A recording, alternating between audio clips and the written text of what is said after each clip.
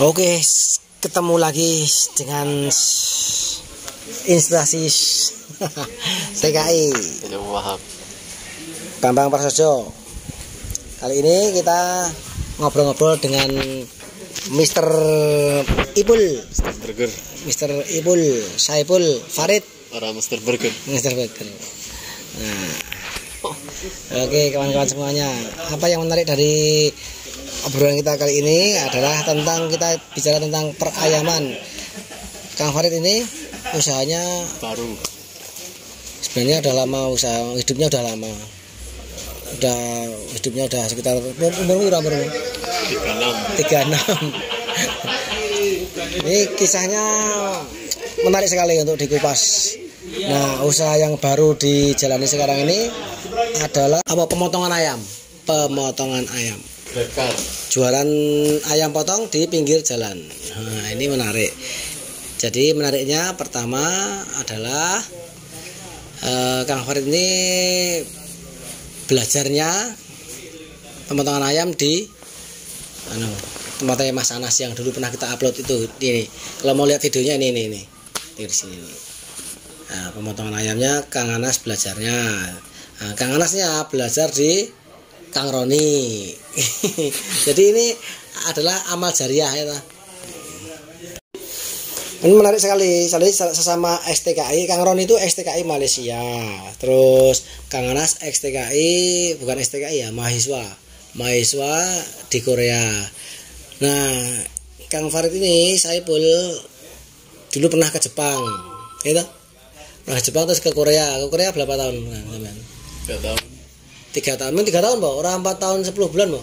Lawinya mangkatnya ras itu. Pegang online. Tahun berapa? Dulu di Jepang tahun berapa lulus? 2006 terus ke Korea 2012.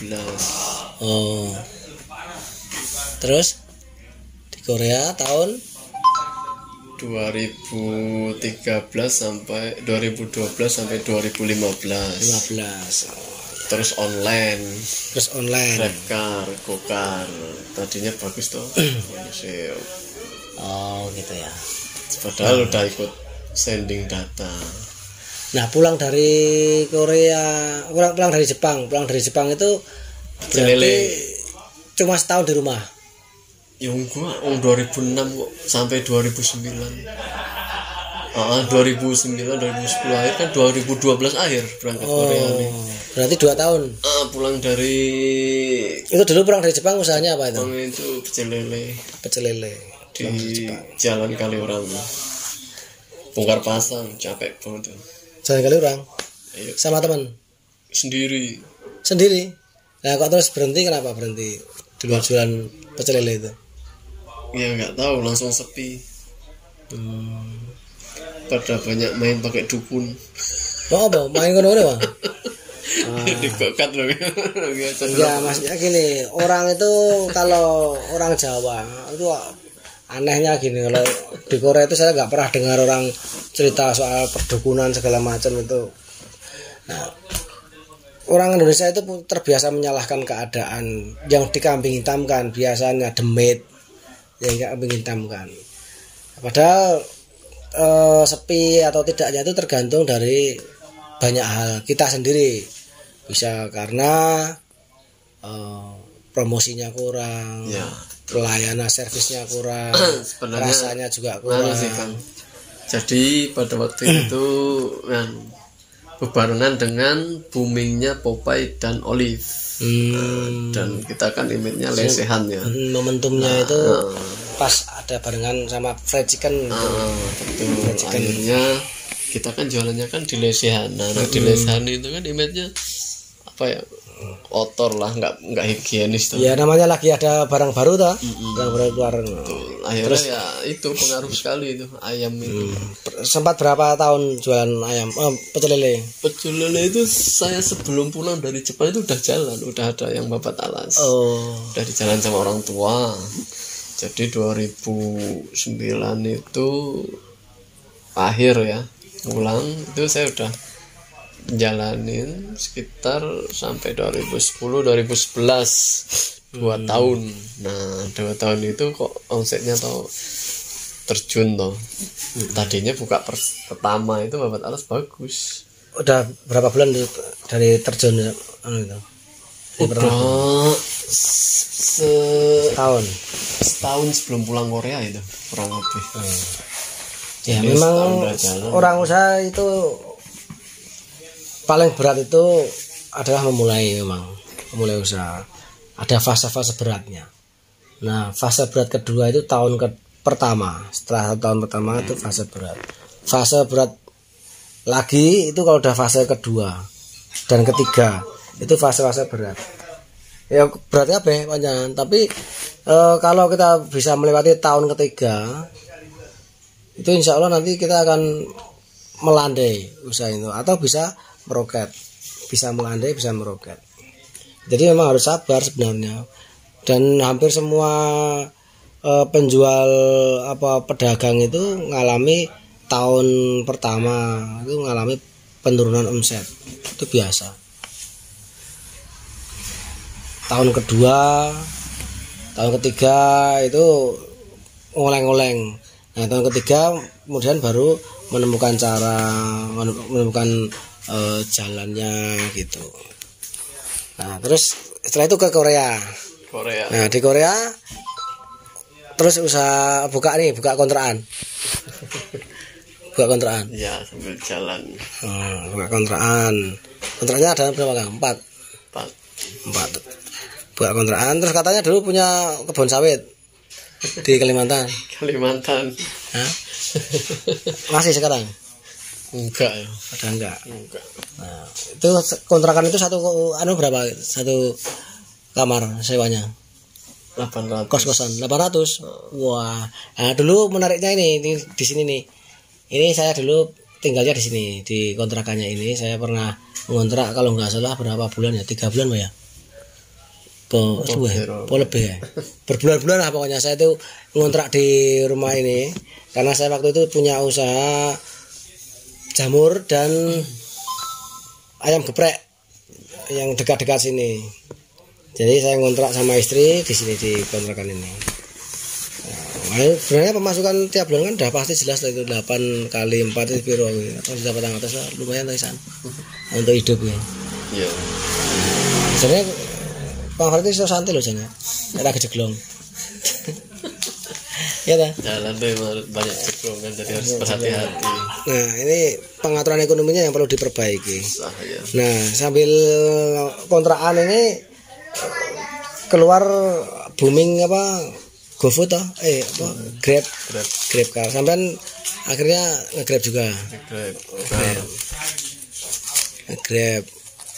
Langsung beli mobil kredit itu? Enggak, pakai mobil saudara dulu. Awalnya pakai mobil saudara, terus? Iya. Keluarga terus beli mobil sendiri. Beli mobil sendiri.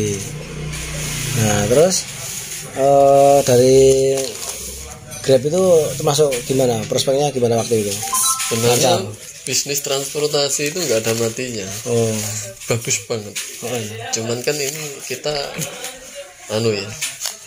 kerjasama sama aplikator. Aplikator itu kan ya perusahaan besar. Yang pertama dimulai sama mereka itu untuk biar langsung booming adalah memberikan bonus. Makanya begitu banyak bonus keluar orang minatnya banyak sekali. Mungkin kalau dihitung-hitung ya mungkin seluruh Jogja pengen daftar jadi driver online saat itu. Gitu ya. Tapi kan cuman bertahan berapa tahun ya, setahun 2 tahun ya bonus itu. Bakar uang ya.